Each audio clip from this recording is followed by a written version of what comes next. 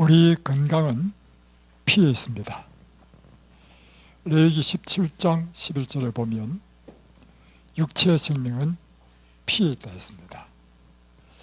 여러분의 피가 건강하고 깨끗하면 여러분은 건강한 삶을 삽니다. 그러나 여러분의 피가 더럽고 불결하면 각종 모든 질병이 생깁니다. 한번 볼까요? 여러분의 피 속에 당이 많으면 당뇨병이고요. 여러분의 피 속에 콜레스테롤이 많으면요, 여러분 고지혈증, 또 뿐만 아니라 그 지방이 결국에는 여러분의 혈관을 막죠.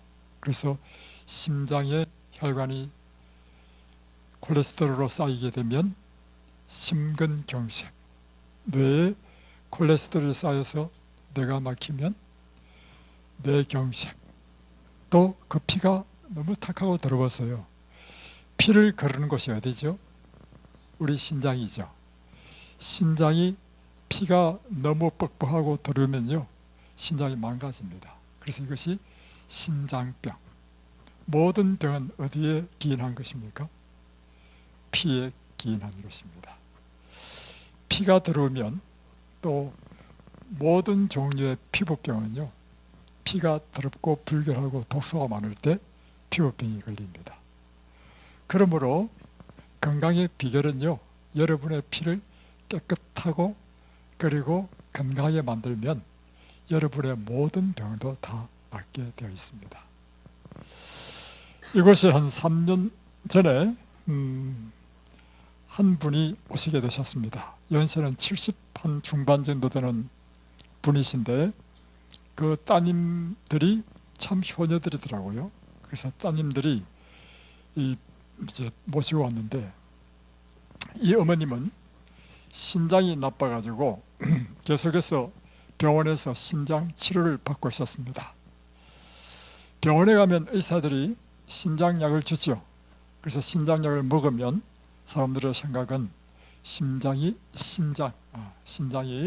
이제 나아지리라고 생각합니다. 그러나 신장약을 먹어가지고 나아지는 사람은 단 한 사람도 없습니다. 신장약은 먹으면 먹을수록 신장이 점점 나빠집니다.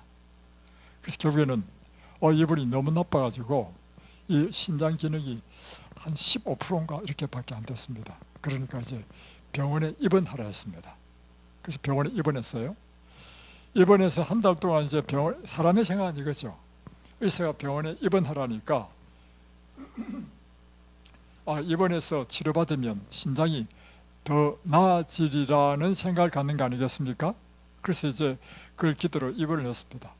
한 달 동안 치료한 결과 신장 기능이 15%에서 12%로 더 떨어져 가지고 이제는 투석을 해야 된다는 것입니다. 그러니까 나는 더 나아지려고 한 달 동안 입원하고 했는데 입원한 결과 신장 기능이 더 나빠져서 투석해야 된다.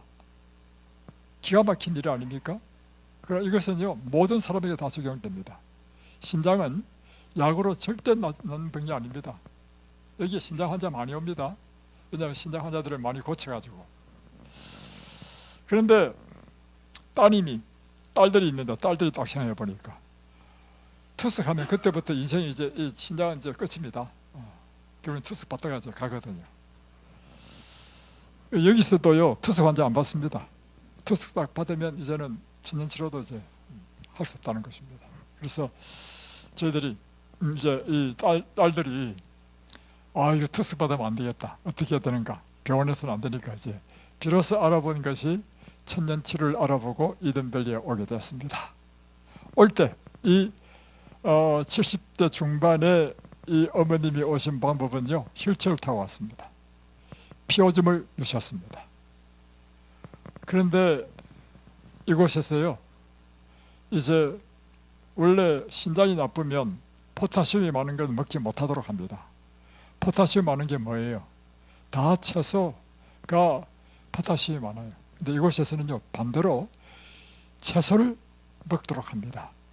그러니까 사람의 생각하고 안 맞아. 그런데도 놀랍게도요, 채소를 드시면 낫고요, 당뇨 환자 과일 못 먹게 하죠. 당뇨 환자에게 과일을 먹이면요, 오히려 병이 낫습니다. 근데 이분이 이제 이곳에 와가지고 한 2달, 3달 있었는지 모르겠습니다. 딸들이요, 참 딸들이 효녀들이야. 교대로, 이 딸이 많아요. 교대로 휴가를 내가지고 1주일, 2주일씩 이제 어머님을 이제 이렇게 간호하는 거예요. 야, 그 정말 딸들이 참 효녀더라고요. 나중에는 이제 아들도 오고, 나중에 남편도 와가지고 이제 교대로 다 했어. 근데 2달, 3달 되면서요, 그 실체가 다 던져버리고, 완전히 막 돌아다니고, 걷지도 못한 사람이, 그리고 나중에 집에 가셨습니다. 가가지고, 그대로 이 생활을 계속 했습니다. 계속 해가지고, 지금 신장 기능이 엄청 좋아져가지고, 완전히 이제 자유롭게 사셔. 왜 이 사람이 신장병이 낫게 되었을까요? 그것은요, 한마디로 그 신장병의 원인을 제거하는 것이 천연치료법이죠. 원인은 피가 더럽고 탁해서 신장병이 걸렸습니다. 그러면 치료하는 방법은 피를 깨끗하게 하면 낫겠죠. 이곳에서 그가 하신 일이 뭐냐면 금식 일주를 했습니다. 그 다음부터 철저하게 채식했습니다. 그리고 날마다 걷지 못하는 사람, 처음에 지팡이 짚었어요. 지팡이 짚고라도 이제 그가 할 수 있는 거리만큼만 걷게 했습니다. 날마다 운동시켰습니다. 나중에는 얼마나 지팡이 던져버리고 얼마나 잘 다니는지 보세요. 금식은 강력한 디톡스입니다. 우리 피를 단기간 이내에 깨끗하게 만드는 것이 금식이기 때문에 저희들이 금식시키고요. 다음에 채식만 시키는 이유는요, 채식하면 피가 깨끗해집니다. 거의 모든 병이 다 낫습니다. 3번째, 운동하면 피가 깨끗해집니다. 또 여러분의 이 피에 가장 중요한 것은 공기입니다. 여기는 특별히 음이온이 많고 공기가 깨끗한 곳이죠. 날마다 공기를 호흡하니까 피가 깨끗해지는 거라. 피가 깨끗해지니까 이제 신장이 무리가 안 생기죠. 더 나빠지지 않죠. 그러면서 피가 깨끗해지니까 이제 망가진 신장도 이제 점점 회복이 되는 거라. 제가 요즘에 이제 딱 지켜보니까 우리 세종시에서 오신 우리 목사님 계시잖아요. 하루 이틀 3일 걷는 게 달라요. 걷는 게 본인은 잘 못 느낄 거예요. 이제 제 3자가 더 잘 느끼거든. 그리고 처음에 제가 어떻게 생각했냐면, 지난 날에는 횡성 호수 갈 때는 그 거리가 먼데 그분 못 가실 텐데, 그래서 본인이 안 가시겠다 했어요. 그래서 제가 거기서는 가면 호수가 딱 펼쳐져 있으니까 가서 앉아만 있어도 힐링 되니까 같이 가시자고 차로 태워드린다고 그렇게 가셨단 말이에요. 가셨는데 웬걸 원래 그 코스입니다. 우리가 갔다 왔다는 코스예요. 그 코스를 다 갔다 오셨어. 다음에 그 다음 날에는 우리가 산을 갔죠. 근데 이 산은 또 좀 달라. 왜냐면 이게 입구 초입은 비탈지단 말이에요. 비탈지고 또 평지 챙기다가 또 비탈지고 평지인데, 이 평지는 갈 수 있지만 비탈진 걸 못 걸을 줄 알았단 말이에요. 이야, 잘 걸으시더라고. 그러다 또 이제 세종시에서 또 장로님이 오셔가지고 날마다 함께 운동시키니까 여러분 낫습니다. 저 딱 지켜보니까 인지 능력 말씀하시는 것 아직도 어눌하지만 많이 좋아지고 있어요. 그래서 여러분 왜 그런가 하면요, 목사님의 문제는요 피 문제입니다. 옛날에 심근경색이 걸렸다거든요. 왜 심근경색이 걸렸겠습니까? 피가 기름기가 많아서 그래요. 목사님이 제일 좋아하셨던 것 육식이었어. 날마다 육식 없이는 식사를 못 하셨대. 그러니 피 속에 지방이 많죠. 콜레스테롤이 결국에는 혈관을 막죠. 심근경색, 이거는요 굉장히 위험한 것입니다. 잘못하면 즉사될 수 있고요, 이것이 뇌로 가면 뇌경색 되면 사람 완전히 마비되어 버립니다. 지금 이 파킨슨 관련되는 이 질병도요 결국에는 무엇의 문제냐면 피의 문제입니다. 정신적인 문제? 그것도요 뇌에 단백질 찌꺼기가 많으면요 뇌균을 막아가지고 파킨슨, 알츠하이머, 다음에 치매 이런 병이 생긴다는 것입니다. 치료한 방법 간단해요. 제일 좋은 것은 금식입니다. 금식하면 일어나는 일이 뭐냐면 우리 몸속에 있는 모든 찌꺼기를 다 청소하는 것입니다. 그래서 제가 금식을 딱 시켰더니 하루 딱 하신 다음에 배가 고파서 못하죠. 이럴 경우는 어떻게 해야 되느냐면요, 금식은 단기간 내에 할 수 있는 거를요, 금식하지 않고 식사를 하면서 하는 방법은 기간을 길게 채식을 하게 되면 단기간에 금식하는 효과를 가질 수 있는 것입니다. 무슨 말인지 아시겠죠? 예. 여러분 피만 깨끗하면 모든 병이 다 낫습니다. 이곳에요, 이제 이 폐폐쇄성 환자, 폐폐쇄성 질환 환자, 이름이 좀 어려운데 이분은 어떤 분이냐면 처음 올 때요, 산소 호흡기를 한 손으로 들고 코에 꼽고 이렇게 오셨는데 몇 발짝 못 걸었습니다. 그거는 딱 쉬어야 돼. 그리고 기침 콜록콜록 하고. 이분은요, 의사가 하는 이야기가 뭐냐면 당신은 뭐 몇 개월이 아니고 언제 죽을지 모르는 사람이니까 아예 가족들한테 미리 유언을 하라 했습니다. 그래가지고 가족들한테 다 유언했어. 그리고 참 슬픈 사실이면 부인은 그냥 남편을 두고 떠나버렸어. 참 가슴 아프죠. 그래서 이제 갈 데도 없어. 그러니까 한 분이 소개를 해서 이곳에 오셨는데 딱 보니까 지금 그래. 그러다 이제 방 안에는 이제 들고 다니는 거 말고 또 방 안에 또 산소 발생기가 있어. 그래서 늘 산소 호흡기 끼고 기침을 많이 하고, 이런 환자는 사실은요, 이 에덴 요한병원에서도 안 받더라고. 지난번에 수동 에덴 요한병원에 이분이 뭐 그곳에는 큰 병원이니까 의사도 있고 간호사도 있고 하니까 한 가보려고 전화를 했어. 하니까 병명을 딱 묻더니만 아주 난색을 표해. 왜 그런가? 다른 옆에 있는 환자에게 피해를 줘. 그래서 이 사람은 보통 병원에 가면 5인실, 4인실 써야 병원비가 싸잖아요. 이 사람은 1인실을 써야 돼. 그 비용을 감당할 수 없잖아요. 근데 저는 사실은 그때는 아무것도 모르고 이제 받아줬단 말이야. 나중에 알고 보니까 옆에 있는 분들이 아주 힘들었다 하더라고. 왜냐면 계속 기침하고 이러니까. 제가 드릴 말씀은 지금부터입니다. 그런 환자도요, 이곳에 와가지고 공기 깨끗하죠, 날마다 채식 먹죠, 날마다 여러분의 몸을 지배하는 것은요, 여러분의 정신입니다.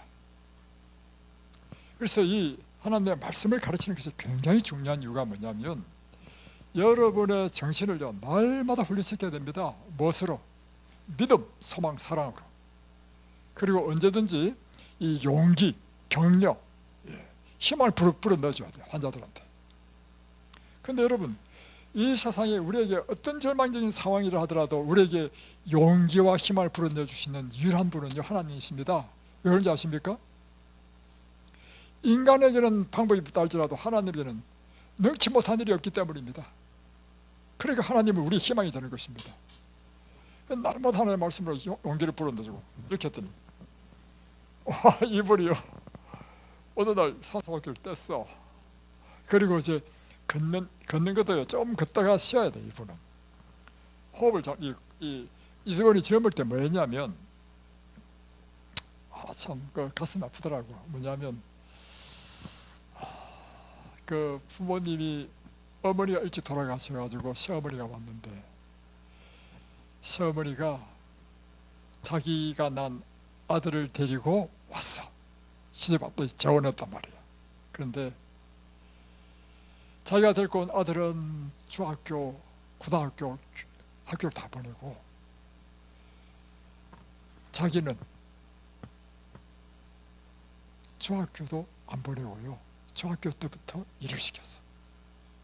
그래가지고 뭐 밭일, 농사일 어릴 때부터 하다가 이제 커가지고는 안 되겠다, 집을 떠나야 되겠다 해서 집을 떠나가지고 대구에 있는 염색 공장에서 한 30몇 년을 일을 했어. 염색 공장이 뭘 다룹니까? 화학약품 다루죠. 이게 폐에 치명적인 결과를 준 거라.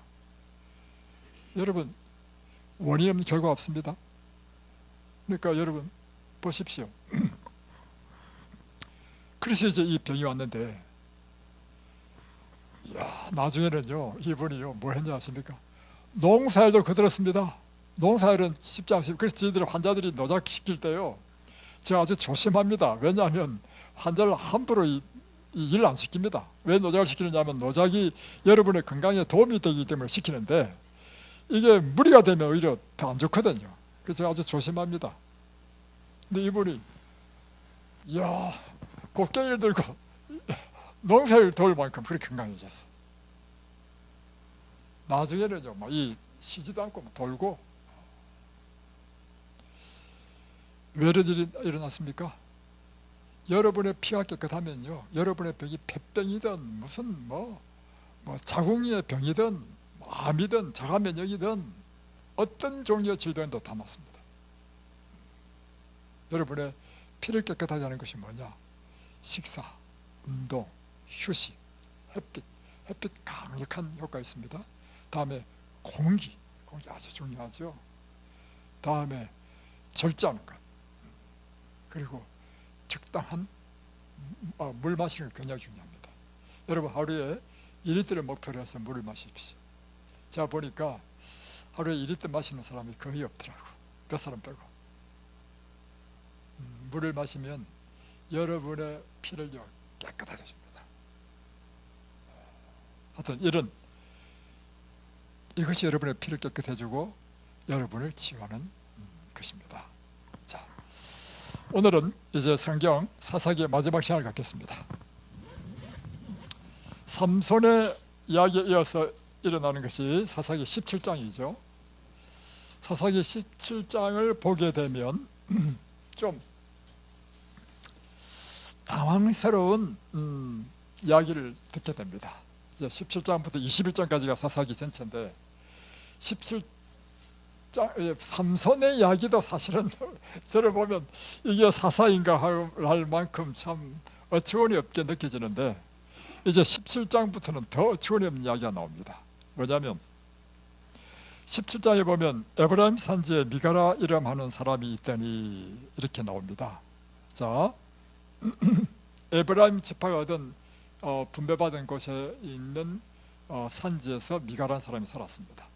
이제 이게 사사기 시대니까 이스라엘 백성들이 출애굽해서 가나안 땅을 점령한 다음에 각 지파마다 분배를 받고, 분배받은 다음에 초창기에 일어난 사건으로 이해가 됩니다. 이 내용이 길기 때문에 제가 이야기로만 하겠습니다. 이 미가가 자기 어머니의 은전 1,100개를 훔쳤습니다. 그러니까 어머니가 누가 훔친지 몰라가지고 자기 은전을 훔친 사람을 저주했습니다. 그랬더니 아들이 미가가 딱 듣고는 이 저주를 할 경우에 사람들의 마음에 두려움이 있습니다. 저주를 하게 될 때 그 저주가 자기에게 임한다고 믿거든요. 그러니까 아이고 싶어가지고 어머니한테 다시 이야기했습니다. 어머니, 사실 제가 어머니의 은전을 훔쳤습니다 하고는 은 1,100개를 주었습니다. 그러니까 어머니가 자기 아들에게 저주를 했기 때문에 이 저주를 풀어줘야 돼.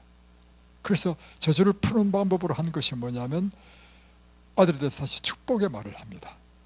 그러니까 이것 자체가 아주 미신적인, 그러니까 사사기는요 어떻게 보면 아주 미신적이고 하던 그런 그 당시에 영적 암흑기의 그런 모습을 보여주고 있습니다. 자, 그러면서 이제 아들을 위해서 내가 뭘 할까 하다가 은장씨에게 은을 몇 개를 줬냐면 은 200개를 이제 주면서, 이제 하나는 신상을 새겨주고 이 은 200개로 하나는 은을 녹여서 부어가지고 신상을 만들어 달라 했습니다. 그래가지고 여호와를 뭐로 만들었냐면 형상으로 만든 것. 이게 뭐예요? 여호와 하나님을 형상으로 이렇게 하나는 부어서 만들고 하나는 새겨서 만들었습니다. 이걸 뭐라고 합니까? 예? 다시 한 번 더. 자, 여호와 하나님을 지금 이 어머니가 뭘 했냐면 은 200개를 줘가지고 은장씨에게 이 하나는 이렇게 신을 만들어주고 신상을 만들어주고 하나는 녹여서 부어서 만들어 두 개를 만들었어. 이걸 뭐라고 합니까? 우상이죠, 우상. 예. 근데 지금 만든 이것이 뭐라고 하는 겁니까? 여호와 하나님이라는 것입니다. 우상이라는 것은요, 뭐 바알신의 우상이라는 거 아니고 하나님이라 할지라도요, 하나님을 이렇게 형상으로 만드는 이게 우상이 되는 것입니다. 그러니까 북방 이스라엘의 여로보암이 단에 금송아지 만들었잖아요. 그 금송아지가 뭐냐면 여호와 하나님이라고 이렇게 일컬음을 받는 것입니다. 그게 우상이에요. 그러니까 우리가 믿는 하나님이라 할지라도 그것을 형상으로 만들면 다 우상이라. 그러면서 이제 신당을 만들고, 그리고 에봇과 드라빔을 만들고, 에봇은 뭐냐면 하나님께 물을 때 가슴에 다는 이 제사장이 입는 흉패입니다. 그리고 드라빔은 뭐냐면 가신, 자기 가족을 보호하는 신. 그러니까 전부 다 우상과 관련되는 것입니다. 이게 전부 다, 이게 지금 누구한테 일어난 일입니까? 하나님을 믿는 지금 한 가정에서 일어난 일입니다. 그리고는 이 미가의 한 아들 가운데 한 아들을 택해가지고 또 제사장을 삼아. 근데 지금 이 미가는요, 제사장은 누구만 될 수 있습니까? 레위만 될 수 있어요. 근데 미가는 레위인이 아니야. 레위 아닌 사람은 제사장 삼으면 안 되죠. 지금 우상을 만든 것이라든지, 지금 제사장 삼은 것이든지, 에봇과 드라임을 만들고 신당을 만들고, 이 몽땅 다 무엇이 위배됩니까? 오늘 왜 대답을 안 하십니까? 하나님의 율법에 다 위배되는 거죠. 지금 사사시대 때 사람들의 행태가 지금 이런, 우리가 생각할 때는 어처구니 없는 이런 행태를 했다는 것을 보여주고 있는 것입니다. 그러다가 이제 한 레위인이 떠돌다가 이 집에 오게 됐습니다. 물어보니까 레위인이라는 거야. 그러니까 그러면 당신 우리 집에 아버지와 제사장이 되어달라, 이게 요청했어요.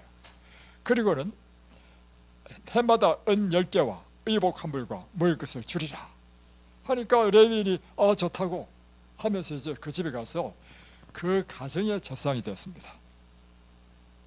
그러니까 1년 품삯이 은 10개니까 미가가 어머니한테 훔친 1,100개는 것은 굉장히 큰 재산을 할 수 있는 거죠. 하여튼 그래서 이 레위 제사장이 이 가정에 고용당해가지고 제사장 노릇하는데 어디 앞에서요? 은으로 만든 우상 앞에서 지금 제사장 노릇을 한다는 것입니다. 참 어이없지 않습니까, 여러분? 자, 다음.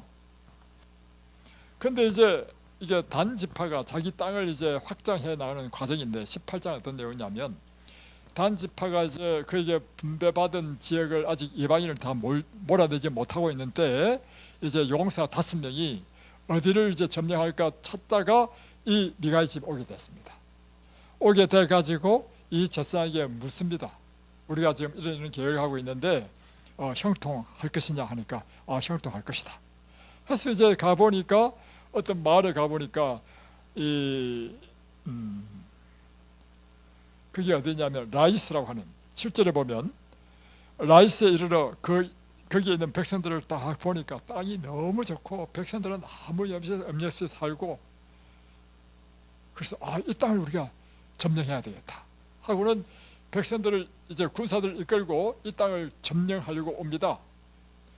오는 도중에 다시 미가의 집에 오게 됩니다. 미가 집에 올 때 뭘 하느냐면, 미가 집에 있는 우상들, 다음에 에봇, 드라빔 다 들고 따르는 그 제사장도 너는 나를 따르라는 거야. 그러니까 이 제사장이 왜 이렇게 하느냐 물으니까, 네가 한 집안의 아버지와 제사장이 되는 것이 더 낫느냐, 우리 단 지파 전체의 지파의 전체의 아버지와 제사장이 되는 것이 더 낫느냐 딱 물으니까 당연히 뭐가 더 좋겠어요. 그러니까 내가 단 지파의 제사장이 되겠다고 따라가 버리는 거야. 한편 이제 미가는 보니까 자기 제사장도 가버리고 뭐 신상 몽땅 다 가버린 거야. 그러니까 이제 이 사람들 이끌고 이제 쫓아간 거야. 왜 우리 걸 훔쳐갔느냐 하니까 이 단지파 용사가 몇백 명이 된단 말이야. 600명 무기를 딱 들고 있으면서 위협을 딱 하니까 이 미가가 꼼짝 못하고 그냥 다시 돌아가 버려요. 그리고는 이 사람들은요, 아까 라이스라는 그 지역을 다 점령해가지고 그곳에 이제 단지파들의 땅을 영토를 만드는 거라. 그런 그곳에서 뭘 만들었냐면 이곳에서 성소를 만들고 그곳에서 그 아주 훔쳐온 그 우상을 세우고 다음에 그 데리고 온 제사장이 단지파의 제사장 일을 했다는 것입니다. 자, 여기 보면 이렇게 되어 있습니다. 여기에 18장 30절 단 자손이 자기들을 위하여 그 새긴 신상을 세웠고 모세의 손자요 게르솜의 아들인 요나단과, 그러니까 그 제사장이 알고 보니까 요나단입니다. 그의 자손은 단지파의 제사장이 되어 그 땅 백성이 사로잡히는 날까지 이르렀더라. 하나님의 집이 실로에 있을 동안에 미가가 만든 바 새긴 신상이 단 자손에 있었더라. 그러니까 이 북방 이스라엘이 멸망할 때까지 이 단지파에는 미가가 만든 그 신상을 섬겼고 했다는 것입니다. 이게 지금 올바르게 하나님을 믿는 것입니까? 지금 잘못 믿는 것입니까? 그거 한번 이야기해 보십시다. 이게 지금 옳습니까? 그럽니까? 판단이 잘 안 돼요. 참 큰일 났네요. 그러니 참 문제입니다. 잘못됐습니다. 무엇이 잘못됐습니까?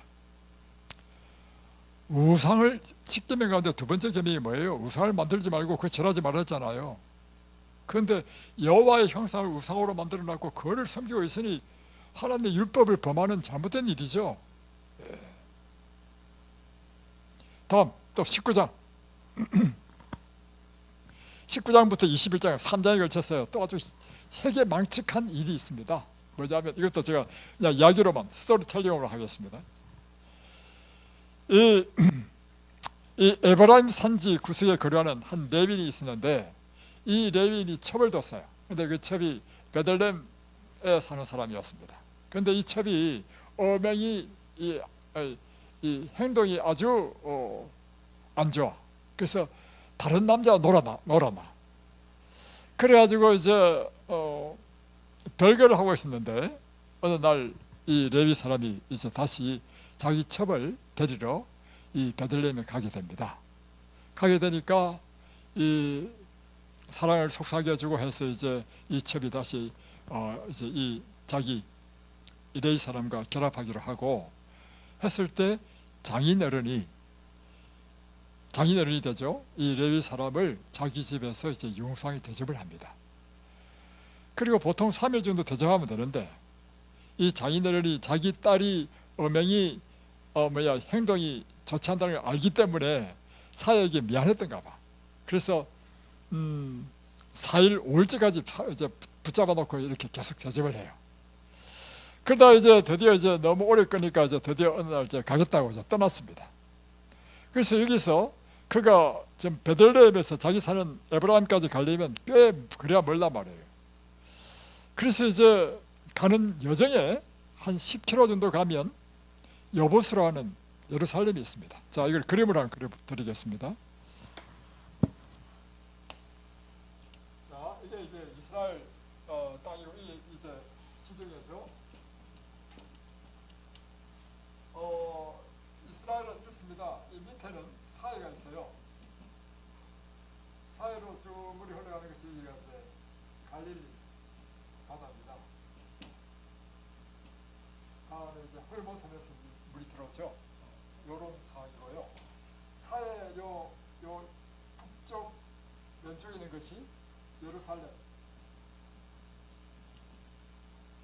옛날에 이것을 여부스 족속이 찾아오기 때문에 저기서 여부스라고 했습니다. 다음에 여기서 한 10km 정도 떨어진 곳이 뭐냐면 베들레헴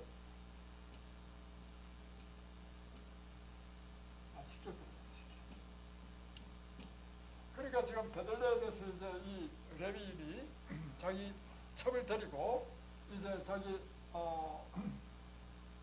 에브라임 산지, 에브라임 여기서 이제 가는 길에 이제 먼저 이제 예루살렘에 가게 됐습니다. 근데 이 당시만 하더라도 이 예루살렘을 이 이스라엘 백성들이 그 사람들을 쫓아내지 못했습니다. 그래서 여부수 족속이 이곳에 있었단 말이에요. 그러니까 생각해보니까 이방인들에게 자기가 이 하룻밤 해가 져가지고 하룻밤 자야 되는데 자주 가니까 신변에 위협을 느꼈어요. 그래서 그가 좀 더 가게 되면 이 기바라는 곳이 있어요. 기바까지 한 5.6km만 가면 돼요. 그래서 이 기바로 갔어야 하지 않습니까? 이 기바는 누가 하느냐면 베냐민 지파의 아닙니다. 베냐민이 같은 이스라엘 백성이잖아요.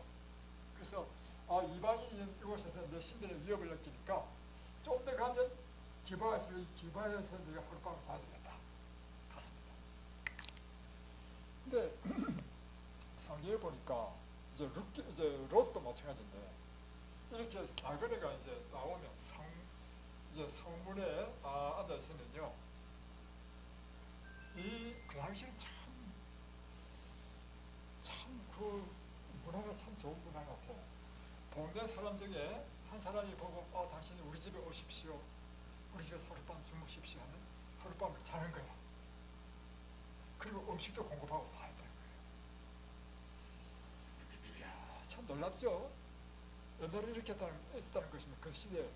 그러니까 이제 롯도 이제 사실 천사가 이제 그 성문에 들어왔는데 저녁이 늦었는데 있으니까 롯이 자기 집으로 초대했잖아요. 그런데 이제 왔는데 동네 사람이 아무도 자기를 이렇게 자기 집으로 인도할 사람이 없어. 아이고, 이 마이크를 들고 해야지. 이게 방송이 안 될 수 있겠네. 아무도 자기를 이게 자기 집으로 초대하는 사람이 없어. 그래가지고 이제 기다리고 있는데 마침 한 노인이 온 거예요. 이 노인이 와가지고 이걸 보고는 다 우리 집에 오십시오 하니까 이 레위인이 이야기했습니다. 우리가 먹을 음식도 다 있고 다음에 이 낙에게 줄 여물도 저희들이 다 있으니까 잠만 재워주면 된다고 하니까 그렇지, 그렇게 할 필요 없다고, 내가 당신을 직접 대접하겠다고. 참 훌륭하죠. 옛날에 이게 성경에 나오는 모습입니다. 그거 보면 오늘날 잘 사는 것이 아니고요, 오늘날 더 못 살게 되었습니다. 더 깍박해. 오늘 이렇게 하는 사람 누가 있습니까? 자, 다음. 그래 이제 집에 들어서 잤단 말이야. 자는데 완전히 이게 롯과 똑같은 상황이야. 이 기브아 이 지역은요, 베냐민 사람들이 사는 곳입니다.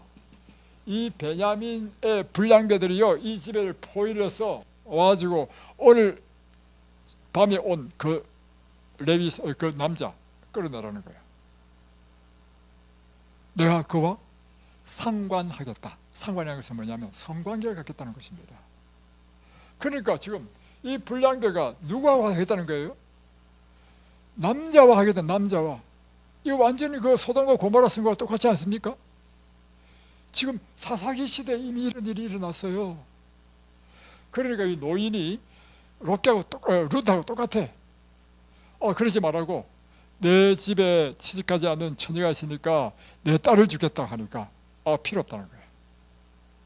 그래서 결국에는 이 레위인이 누굴 주냐면 자기 첩 있죠. 자기 첩을 내준 것입니다. 그러니까 이 불량배들이 밤새도록 이 첩을 능욕해가지고요, 이런 새벽에 이 첩이 기진맥진해가지고 이 집, 자기 남편이 있는 이 유사하고 있는 집에 문지방에 손을 탁 얹고는 죽어버렸습니다.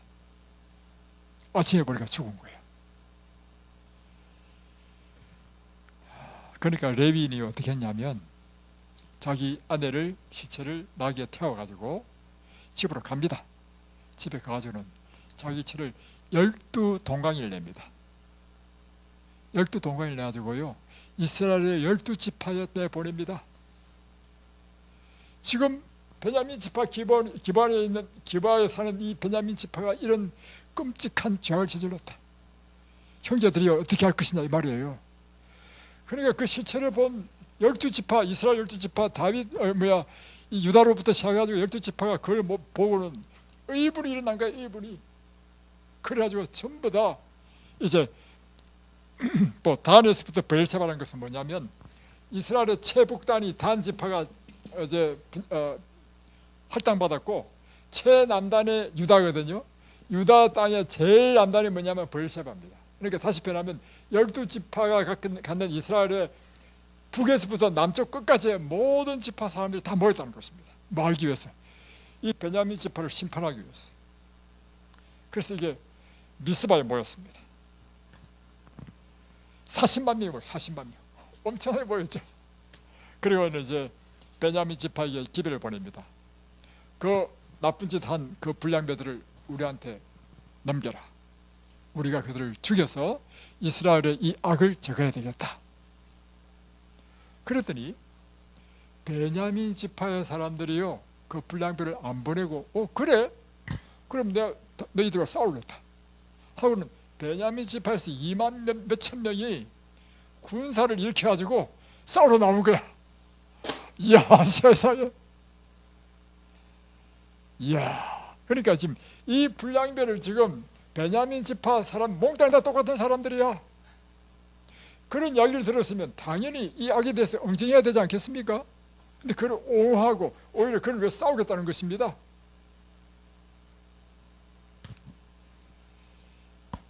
그래가지고 전쟁이 일어났습니다. 그러니까 먼저 이스라엘의 12지파에서 모인 이 사람들이요 하나님께 묻습니다. 하나님 그들과 싸울까요? 싸우라. 먼저 누가 가겠습니까? 유다가 가라. 그래가지고 싸웠는데 져버렸어. 베냐민 지파가 아주 싸움을 잘하는가 봐. 져버렸어. 그리고 얼마나 당황스럽겠습니까? 그래서 다시 모여가지고 울며 다시 하나님께 막 또 기도했습니다. 그러면 우리가 치지 말까요? 칠까? 그러니까 치라는 거야. 두 번째 또 싸우러 나왔습니다. 싸우러 나왔는데 또 져버렸어. 그러니까 세 번째는요, 이 두 번 딱 치서 지니까 이스라엘 백성들이 어떻게 했냐면 울며 금식하기 시작했습니다. 금식하며 하나님께 간절히 기도하게 됐습니다.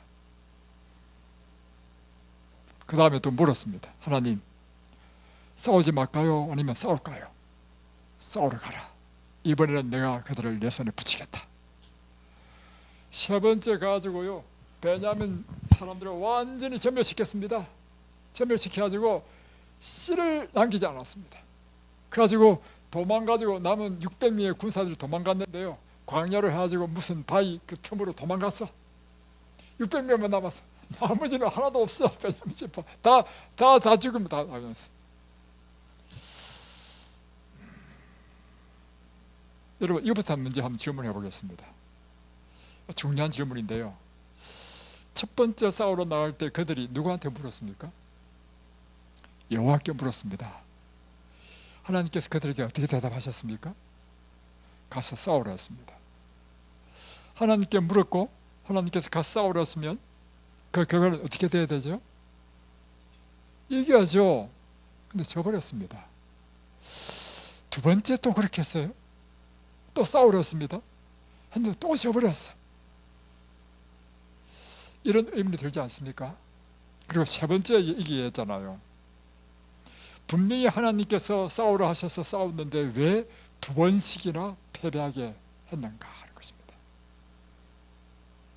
이것은 우리의 생애도 마찬가지입니다. 이 질문이 왜 중요하냐면 이 질문은 바로 우리에게도 적용되기 때문입니다. 우리가 분명히 하나님의 말씀대로 뭘 시작했는데 그게 잘 안 돼. 다시금 하나님께 기도하고 또 말씀에 따라 또 했는데 또 안 돼. 그럴 경우도 있습니까? 우리에게? 있죠. 여기에 대한 답을 여러분 얻어야 됩니다. 왜 이런 일이 일어났습니까? 왜 하나님께서는 또 그렇게 운영하십니까? 그 이유는요, 하나님께서 이와 같이 패배를 허락하신 이유는요, 이스라엘 백성들로 하여금 그들 속에도 베냐민 지파들이 갖고 있는 그 악이 있다는 것을 보여주시고, 실패와 좌절 가운데 사람들은요 자신을 돌아보게 됩니다. 그리고 하나님께 기도하면서요, 내 속에 있는 악을 보고 그 악을 하나님 앞에 버리게 된다는 것입니다. 그래서 세 번째는 어떻게 했죠? 그들이 울며 금식까지 했어요. 금식까지. 이것이 하나님의 목적인 것입니다. 그 이후에 하나님께서는 선의를 주셨죠. 그래서 600명 남았어. 자, 다음. 이제 그러다 보니까 어떤 문제가 생겼냐면, 이제 이스라엘에 총회를 했는데 12지파 가운데 한 지파가 비어버렸어. 베냐민 지파가 비어버렸어. 그러니까 어떻게 하냐면, 이제 전쟁도 다 끝나고 생각하니까, 우리가 이 12지파 중에 베냐민 지파를 골이 나게 하면 안 되겠다. 다시 살려야 되겠다. 어떻게 할까? 그러면 이 남자들 용사들에게 부인을 줘서 다시금 베냐민 지파가 번성하도록 해야 되겠다. 그런데 부인을 주는 방법도요, 이게 또 성서적이지 않아. 참 이게 문제가 많아. 이 사사기는요, 우리가 지금 고민이 생기게 만드는 책이야. 어떻게 하냐면요, 이 전쟁하러 모일 때 안 모인 족속이 누구냐 하니까 야베스 길라치라는 사람이, 길라 지파 저기 있는 사람이죠. 예, 여기 보면 나옵니다. 야베스 길라 주민들이 한 명도 이게 전쟁에 참여하지 않았어. 그래? 그러면 구사를 보내가지고 길랏 야베스의 사람들을 다 죽이게 만듭니다. 다 죽이고, 참 말도 안 되는 이야기 좀 하도 이렇게 나와 있어요. 다 죽이고는 이 남자와 관계를 하지 않는 처녀들을 다 붙잡아오도록 합니다. 그러니까 이게 몇 명이냐면 400명이야. 이 400명을 먼저 줬어. 그래도 또 몇 명이 부족해요? 200명이 부족하죠. 200명을 어떻게 하느냐? 절기 때 실로라는 것은 뭐냐면, 그 당시 이스라엘의 성수의 성막이 있는 곳이었습니다. 실로에서 여자들이 그곳에서 이 춤을 출 때 이 200명 못 구한 사람들이 가지고 다 들쳤고, 한 여자씩 다 들쳤고 아내를 삼아버린 것입니다. 그래서 이 600명을 다 채웠어. 이 이야기가요, 사사기 마지막 21장까지 있습니다. 저는 이 사사기를 보면서 고민이 많았습니다. 왜냐하면 왜 이런 이야기를 성경에 기록했지? 이건 무슨 하나님을 안 믿는 사람이랑 똑같네. 내가 느낀 게 그거였습니다. 하나님 믿는 사람이나 안 믿는 사람이랑 똑같은 죄악이 있고, 하는 짓들도, 그리고 방법도 보니까 하나님 방법이 아니고 이상한 방법을 하고.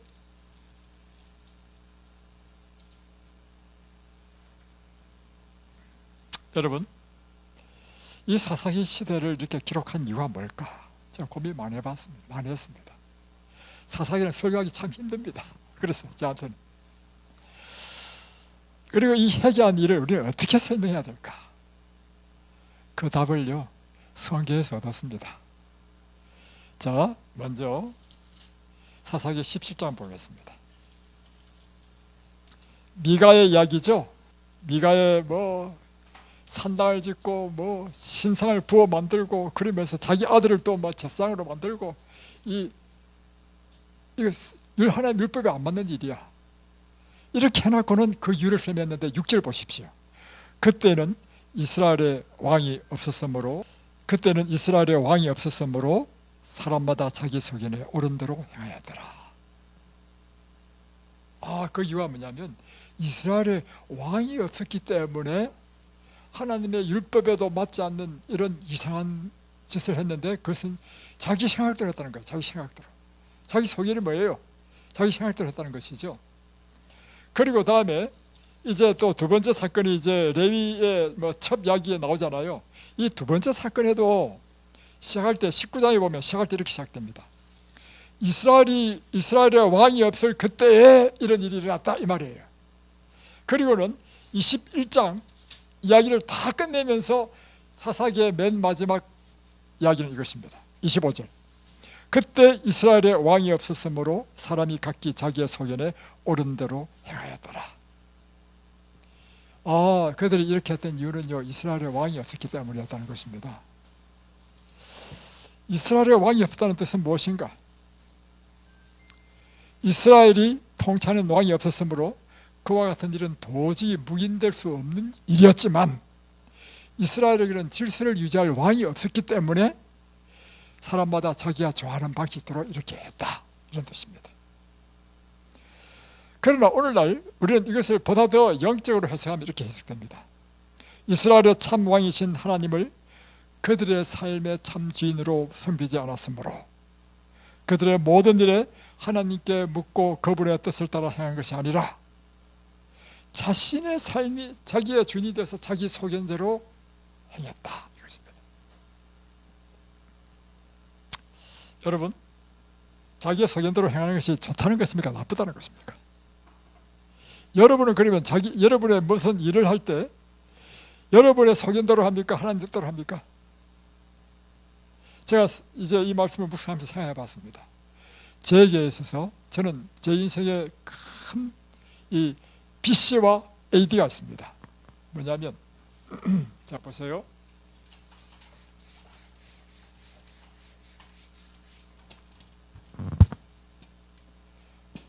역사는요, BC와 AD로 나뉩니다. 그것은 누구 때문에 나뉘냐면 예수 그리스도 때문에 이 세상 역사가 둘로 쪼개졌습니다. 그죠? 예수님이 태어나기 전의 시대와 예수님이 태어난 이후의 시대. 제 인생에 있어서도요, 예수님이 없던 제 인생과 예수님을 영접하고 나는 이제 예수님을 믿는 제 인생으로 완전히 딱 쪼개졌습니다. 예수님이 없을 때 제가 어떻게 살았느냐? 제 소견대로 살았습니다. 왜냐하면 무엇이 옳은지 무엇이 그런지 기준이 없었습니다. 그러니까 세상 사람들이 옳다는 대로 살고 또 내 생각이 옳다는 대로 살고, 그래 그때 내가 한 일이 뭐냐면요, 미신 그리고 온갖 종류의 이런 일 같은 것이죠. 예를 들면 시험 치기 전에는 머리를 깎지 않는다, 손톱도 깎지 않는다. 그래서 저는 좀 뭘 했냐면, 또 우리 어머님이 점을 치러 갔는데 뭐 방생을 해야 된대. 그래가지고 제가 우리 어머니 시키는 대로 이 방생이라는 걸 했어요. 방생이 뭐냐면 이 1년에 2번씩 새들에게 뭐를 주는 거야. 이렇게 좋은 일을 하면 볼 받는다고. 그리고 또 부적을 또 장기한 일이지만 우리 어머니가 또 어디 가서 부적을 하나 받아왔어. 부적을 꼭 몸에 지내야 된대. 이게 제가 예수님 없던 시대 때 한 것입니다. 왜 이렇게 하죠? 지금 여기 지금 미가 집에 일어난 것처럼 그 어머니가 신상을 부어 만들고 한 이유가 뭐냐면 아들 복 받으라고 하는 거죠. 복 받으라고. 똑같이 우리가 예수 없을 때는요, 아들 복 받으라고 하는 것이 뭐냐면 다 온갖 미신이었습니다. 그뿐만 아니라 무엇이 옳고 그른지에 대한 판단 기준이 없었단 말이에요. 그러니까 내가 옳은 대로 행하는 것이에요. 그러니까 그 당시에는 이제 제가 예를 들면 유교의 원칙에 따라 살았고, 또 한 가지는 먹고 마시는 것도요, 판단의 기준이 없어요. 무엇이 옳고 그런 것이 없었습니다. 그러니까 그 당시에 제가 좋았던 게 뭐냐면 아무거나 먹었어. 근데 예수를 믿고 나서부터 제 인생이 완전히 다 바뀌었습니다. 뭐냐면 이제는 내 소견대로 하는 것이 아니라 누구의 뜻대로 하는 것입니까? 예수님의 뜻대로. 이것이 바뀐 것입니다. 예수님의 뜻이 어디 있죠? 하나님의 말씀이 있죠? 말씀대로 보니까 내가 그동안 너무 잘못 살았어. 그 이후로 제 삶 속의 모든 미신은 다 없애버렸습니다. 심지어 먹는 것까지도요, 성경의 레위기 11장에서 규정한 것에 가정한 것은 다 끊었습니다. 그리고 옳고 그런 것에 대한 기준은 하나님께서 말씀하신 이 율법에 따라 이것이 내 삶의 기준이에요. 다음에 두 번째, 이건 이제 제 삶의 이야기고요. 많은 그리스도인들이요, 오늘요, 지금 이 사사기에 기록된 이 이스라엘 백성들은 어떤 민족입니까? 하나님을 믿는 사람들입니까? 안 믿는 사람입니까? 하나님을 믿는 사람들이에요. 지금 이스라엘 백성들을 하나님 믿는 사람이지만 보니까 하나님 뜻대로 안 살고 자기 소견대로 살죠. 마찬가지로 오늘날 예수를 믿는 많은 사람들이요, 사사기처럼 하나님 뜻대로 안 살고요, 자기 소견대로 사는 사람 너무 많아. 알고 보니까 이 사사기가 깨달은 게 있어요. 사사기가 오늘 우리를 위해서 기록했구나. 사사기 이스라엘 백성들은 분명히 하나님의 선민이고 하나님께서 택한 백성이고 하나님 믿는 백성이었지만 하나님의 뜻대로 안 살고 자기 뜻대로 살았네. 오늘 우리가 잘못하면 이 사사기의 이 백성들처럼 될 수 있다는 것입니다. 오늘 마땅히 우리는 어떻게 살아야 되겠습니까? 하나님 뜻대로. 그래서요, 이제 사사기를 이어서 이야기 시작되는 것이 이제 내일부터는 이제 사무엘상으로 넘어갑니다. 사무엘상으로 딱 넘어가면 가장 인상적인 두 인물이 딱 나타납니다. 그게 뭐냐면 사울과 다윗입니다. 사울과 다윗은 1대 왕, 2대 왕이거든요. 그런데 사울은 실패한 왕이고 다윗은 성공한 왕입니다. 근데 왜 사울은 실패했는가? 이제 내일부터 보면요, 사울은요 끊임없이 자기 소견대로 판단했습니다. 그러니까 결국 실패했어. 다윗은요 모든 순간에 하나님께 물었습니다. 모든 순간에 하나님 뜻대로 행했습니다. 다윗은 성공한 인생이 되었습니다. 여러분의 인생도 마찬가지로요, 여러분의 인생의 실패와 성공은 다른 것이 아니고 여러분이 무엇에 따라 판단하고 무엇에 따라 결정에 따라서 여러분의 성패가 좌우되는 것입니다. 여러분의 소견대로, 여러분의 욕망대로, 여러분의 생각대로 판단하고 결정하고 하면요 사사기의 인물처럼 됩니다. 그러나 여러분이 모든 판단과 모든 기준과 모든 행동에서 오직 하나님의 뜻, 하나님의 말씀을 따라서 행하게 되면 여러분의 인생은 성공하는 인생이 될 줄로 믿습니다. 기도하겠습니다.